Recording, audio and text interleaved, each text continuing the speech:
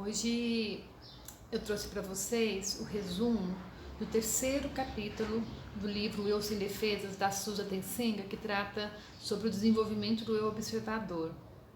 Ao reler esse capítulo, eu vi como ele é valioso nesse nosso processo de autoconhecimento, né? E foi até difícil separar as partes que eu iria trazer aqui para vocês, porque todas as informações que esse capítulo traz, todos os trechos das palestras são riquíssimos. Então fica uma dica para vocês lerem o capítulo completo, mas eu espero que de alguma forma possa ajudar com vocês também com essa breve resumo que eu trouxe aqui para vocês hoje, tá bom? Vamos lá?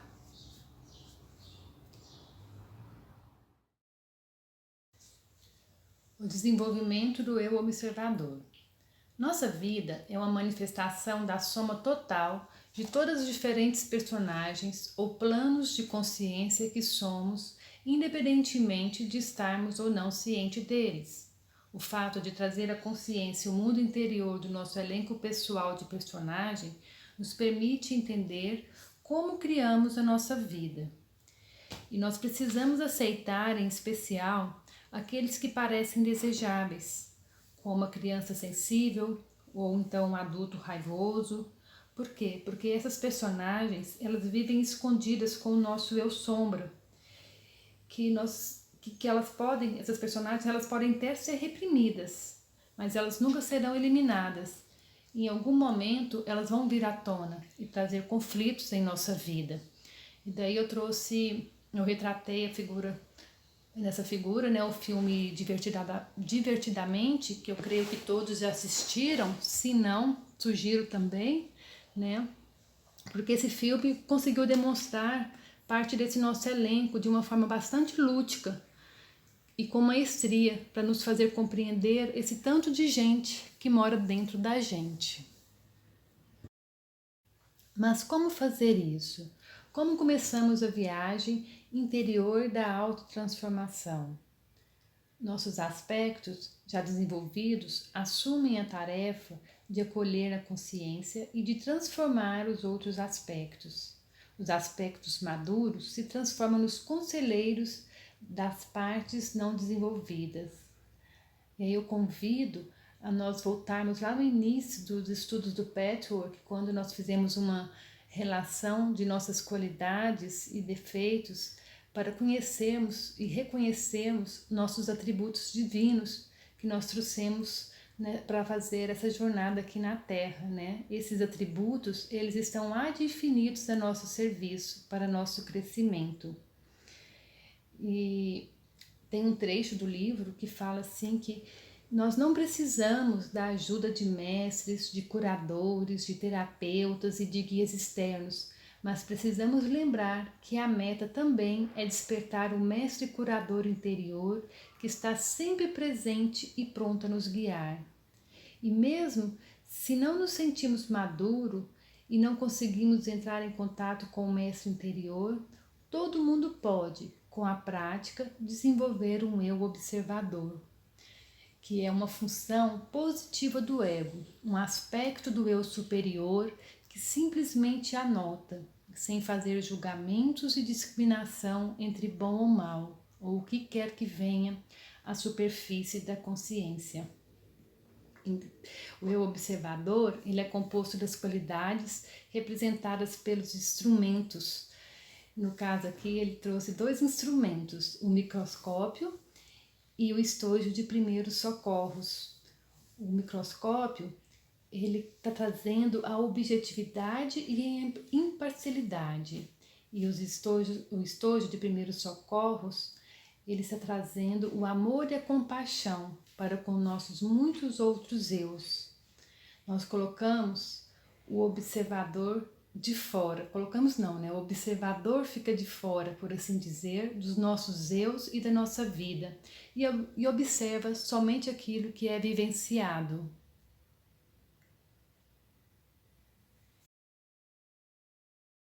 Cada traço é compreensão humana, cada atitude conhecida da criação, cada aspecto da personalidade é uma das manifestações da consciência. Cada um deles que ainda não foi integrado ao todo, precisa ser unificado, sintetizado, tomado parte do todo harmonioso. Palestra 189. Essa compreensão de nós mesmos como recipientes de muitas partículas diferentes de consciência, algumas delas superficiais, negativas ou destrutivas, é especialmente útil para aprendermos a nos encarar com mais tolerância e distanciamento. Várias vezes nós já lemos nas palestras, o guia citar que o mundo espiritual nos sente, nos percebe como luzes e até cheiro. Então eu acredito que somos infinitas cores, e ao mesmo tempo uma cor única, cada um tem sua cor própria, que vai se transformando e brilhando mais a cada momento que fazemos um movimento rumo à nossa centelha divina. O livro usa outra metáfora, que nós nos tornamos o dono da casa que abre as portas dos vários quartos onde habitam os personagens internos, nossos personagens internos que moram dentro da gente.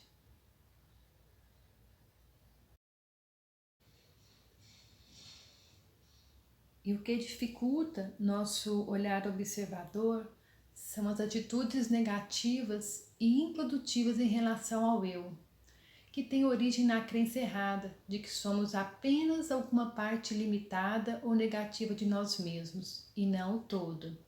Então, também novamente voltando naquela relação que nós fizemos de qualidades e defeitos, quando a gente deparou com os defeitos e que a gente olhava e em algum momento a gente não queria reconhecer aqueles defeitos, porque a gente se imaginava de certo modo que eu não tenho uma parte minha apenas egoísta, eu sou totalmente egoísta, ou não tenho uma parte apenas minha agressiva, eu sou toda agressiva.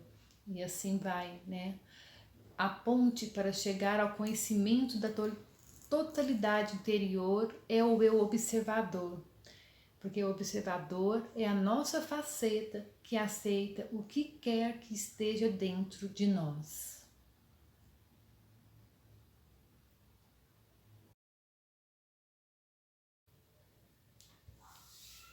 Distorções da autoobservação. No momento que nos julgamos, deixamos de observar, passamos a julgar. Muitas vezes assumimos uma postura de alarme ou desaprovação, ou até de desespero, quando descobrimos que estamos agindo ou sentindo de um modo não compatível com a autoimagem idealizada. Eu, às vezes, quando me observo, tem momentos que eu sinto como se houvesse uma conspiração do mundo contra mim, sendo que, na verdade, são elencos do meu eu interior atuando, e tentando me diminuir ou me fazer desistir. E é muito bom eu ter aprendido a observar isso, porque eu consigo entrar nesse lugar de tudo bem, estou vendo essa conspiração, mas eu vou continuar fazendo, eu vou continuar acreditando nos meus projetos, E nesse momento realmente é muito importante darmos um passo para trás, recuar e observar este auto-julgamento.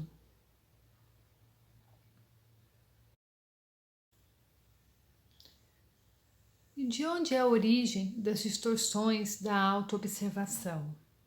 Na maioria das vezes, os julgamentos do que vemos em nós mesmos são as vozes internalizadas dos pais ou figuras de autoridades da infância, ou então de rígidos códigos de conduta culturais e religiosos.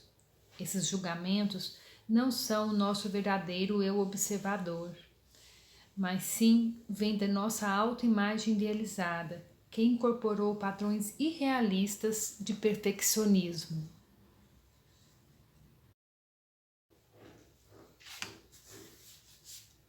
As vozes do perfeccionismo, da insegurança e do menosprezo a si mesmo são as vozes parentais negativas que internalizamos com mais frequência. Precisamos ser capazes de identificar essas vozes, mas aprender a não nos identificarmos com ela. Agora, estátua. Pare aí, bem aí. Olhe para essas imagens e observe como você está. Não mexa. Nesse exato momento, o que está acontecendo com você? Observe seus músculos, observe como você está sentado, a sua posição. Agora, observe onde está seu pensamento. Nesse exato momento, olhando essas figuras, o que você está pensando? Você está atento aqui? Ou você está longe daqui? Onde seus pensamentos estão te levando? Ou se não estão te levando a lugar nenhum?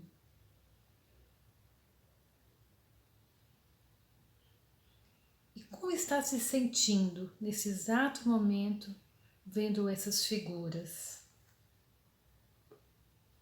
O que elas te lembram? O que elas te fazem sentir?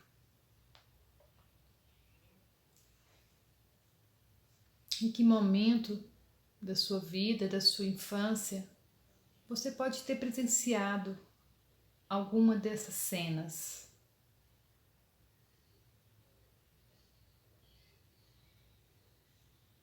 Esteja presente e auto-observe como você se sente neste momento.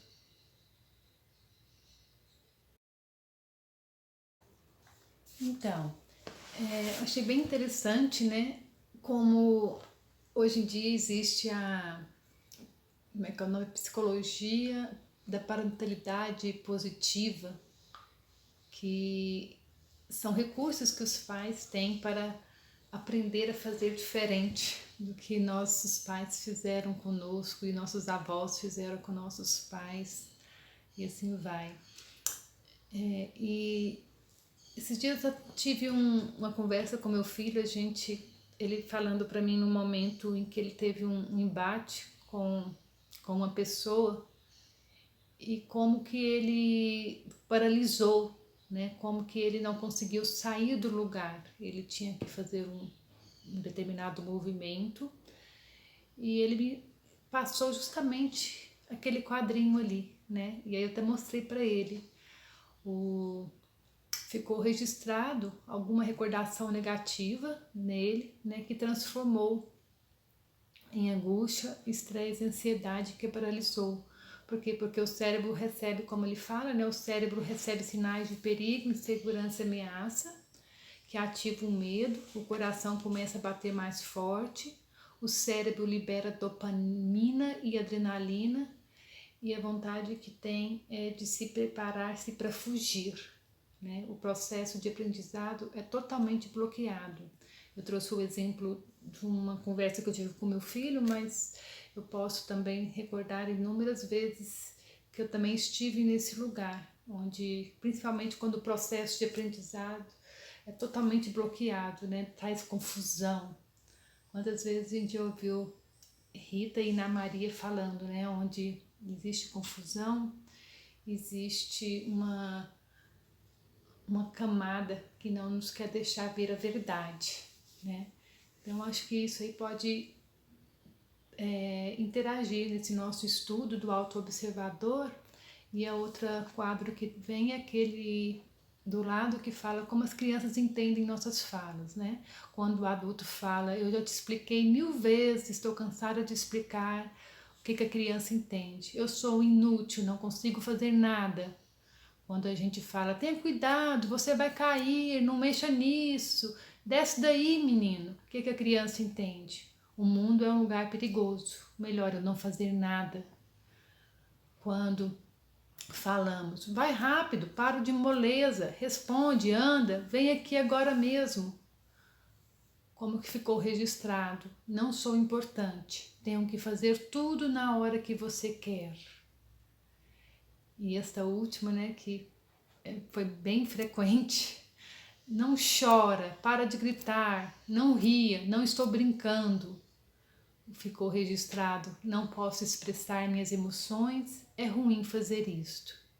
Né? E aí na outra coluna tem uma nova forma afetiva de falar, que eu deixo aí para vocês lerem e aprenderem também, né? Principalmente se tiverem filhos ou tiverem netos ou passar para outras pessoas, que eu acho que é de máxima importância.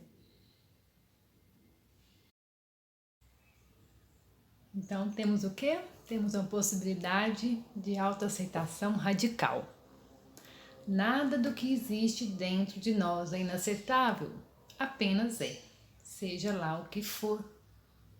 A impaciência e as exigências para que o ego mude são sempre contraproducentes, ou seja, não é momento de querer que a nossa mudança seja rápida, né? Vamos ter paciência, vamos ter tranquilidade para que ele faça o movimento necessário para mudar. O auto-julgamento cria uma atitude de rebeldia contra o superego rígido. Então, quando chegar o auto-julgamento, vamos lembrar de dar um passo para trás, recuar e observar que se eu estou no julgamento, eu não estou na auto-observação. Se enxergarmos claramente, sem ilusões e compassivamente, sem complacência, podemos optar por mudar os aspectos negativos. Eu começo a ter o poder de escolher. E é muito mais provável queremos mudar se pudermos simplesmente e benevolentemente avaliar quem e o que estamos expressando em qualquer momento, sabendo que isso não é tudo que somos.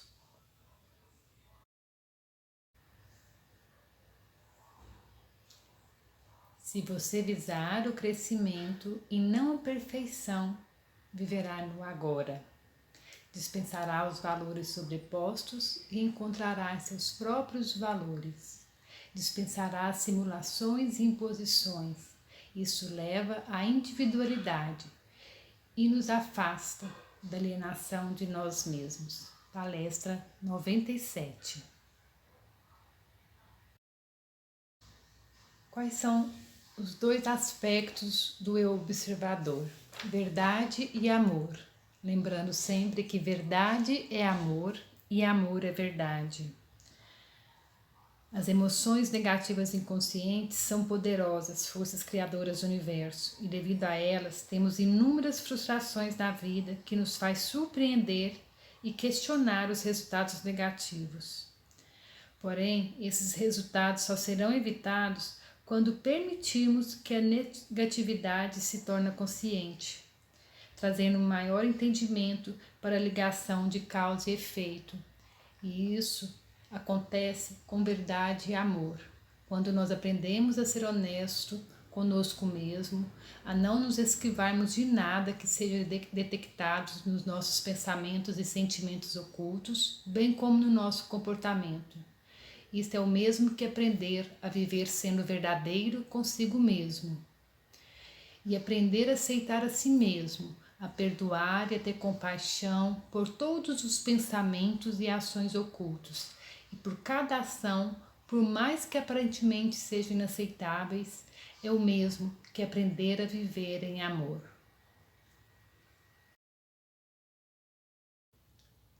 E ainda falando sobre verdade e amor como atitudes construtivas, eu não pude deixar de trazer esse trecho também do livro que eu achei assim maravilhoso. E é algo que eu identifico muito no meu processo, né? Que é esse trabalho de nos tornarmos pai e mãe de nós mesmos. E ele fala aqui sobre a questão de tornarmos um pai amoroso dessa nossa parte ainda não madura, né? Da nossa consciência infantil. Tornar-se um auto-observador amoroso é comparável a tornar-se um bom pai ou mãe de nós mesmos. Lentamente, aprendemos a nos amar incondicionalmente, amar em especial aquelas facetas nossas que são infantis, fracas ou imaturas.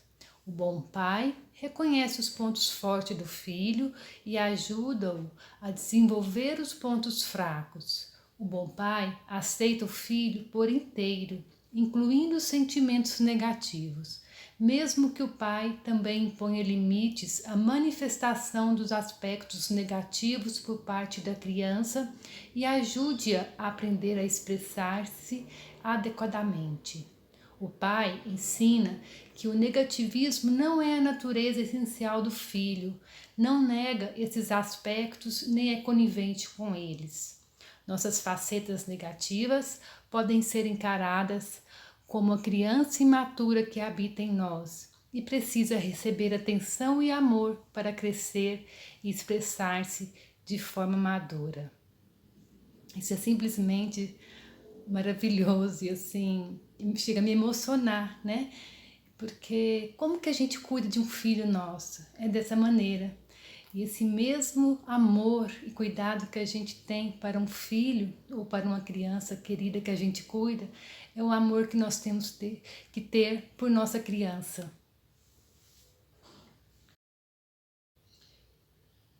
E agora trazendo mais alguns instrumentos, né, para desenvolver o observador e recordando o que nós tínhamos trazido lá no começo da apresentação, o microscópio com a imparcialidade e objetividade, o estojo de primeiros socorros com amor e compaixão. Nós vamos acrescentar a disciplina, a meditação, a prece, a revisão diária e o auxiliar externo, porque todos nós somos cegos a aspectos que possuímos e que só os outros conseguem perceber com nitidez.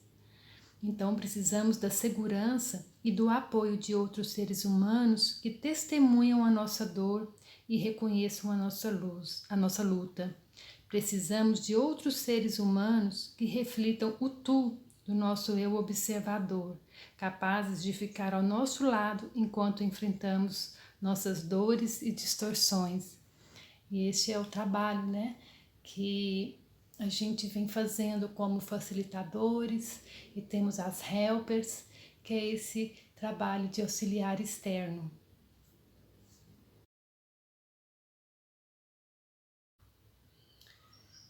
E no final do capítulo, o livro traz sugestão para trabalharmos todos esses instrumentos, né? Tem um exercício para a gente praticar a revisão diária durante 5 dias, uma meditação diária, no mínimo de 10 minutos todos os dias, fazer um trabalho de o observador objetivo durante um ato diário rotineiro, como escovar os dentes, também durante 5 dias, fazer as anotações, né, dessas experiências.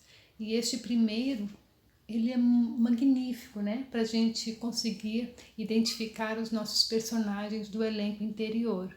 Então fica essa dica, né, de vocês fazerem esses exercícios, né, faz um, depois faz o outro, ou se conseguirem fazerem a revisão diária junto com a meditação, né? Esse 4 eu falo assim que é o mindfulness que tanto se fala hoje, né? A gente está nos observando quando nós estamos comendo, quando nós estamos escovando o dente, quando nós estamos tomando banho. E todas essas são práticas que vai nos ajudar a desenvolver o nosso eu observador. Então, após vocês fazerem essa leitura, fazerem os exercícios sugeridos, vocês vão poder responder com mais facilidade, com mais consciência, né? Quem é a pessoa dentro de mim que reage desta forma? E para finalizar, termino com um pequeno trecho do livro que diz assim: tudo o que nós mais desejamos é ouvir as palavras "eu te amo" ditas pela nossa própria voz. É isto. Fiquem em paz, um beijo no coração. Namastê.